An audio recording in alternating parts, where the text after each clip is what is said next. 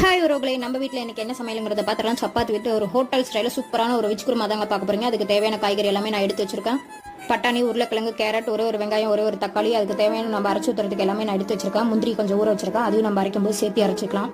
இதுக்கு மெயின் விஷயம் நம்ம லவ்வா கொஞ்சம் பரிமாறி சமைக்கலாம். டேஸ்ட் சூப்பராக இருக்குங்க. இப்போ வாங்க எப்படி செய்யணும்னு பார்த்தலாம். நம்ம எண்ணெய் ஊற்றி கடுகு போட்டு ஒரு வெங்காயம், 3 பச்சை மிளகா, கொஞ்சமாக கருவேப்பிலை போட்டு தக்காளியை போட்டு நல்லா அந்த பக்கம் வதக்கி விட்டதுக்கப்புறம் அவங்க கட் பண்ணி வச்சிருக்க காய்கறியும் போட்டு அதுவும் நல்லா வதங்கினதுக்கப்புறம் நம்ம பட்டாணியை தேவையான அளவு நம்ம சேர்த்தி 2 கிண்டிட்டு தேவையான அளவு கல்லுப்பு, தேவையான அளவு மஞ்சத்தூளையும் சேர்த்து நமக்கு ஒரு 5 நிமிஷம் அப்படியே மூடி வச்சு ஓப்பன் பண்ணி பார்த்தா வேற லெவலில் காய்கறி வந்துருச்சு.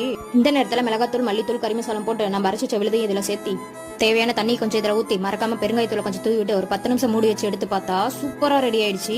கொஞ்சமா கொத்தமல்லி போட்டு உரமா எடுத்து நம்ம 2 நட்டு சப்பாத்தி மட்டும் இப்போ ஃபர்ஸ்ட் போட்டு அதுவும் ரெடி ஆனதுக்கப்புறம் நம்ம ஹோட்டல் ஸ்டைலில் சூப்பரான ஒரு வெஜ் குருமா பண்ணமே அதுவும் கொஞ்சம் சேர்த்து தம்பி கொண்டு போய் கொடுத்தா அவன் இப்போ என்ன சொல்லுவான்னு நினைக்கிறீங்க?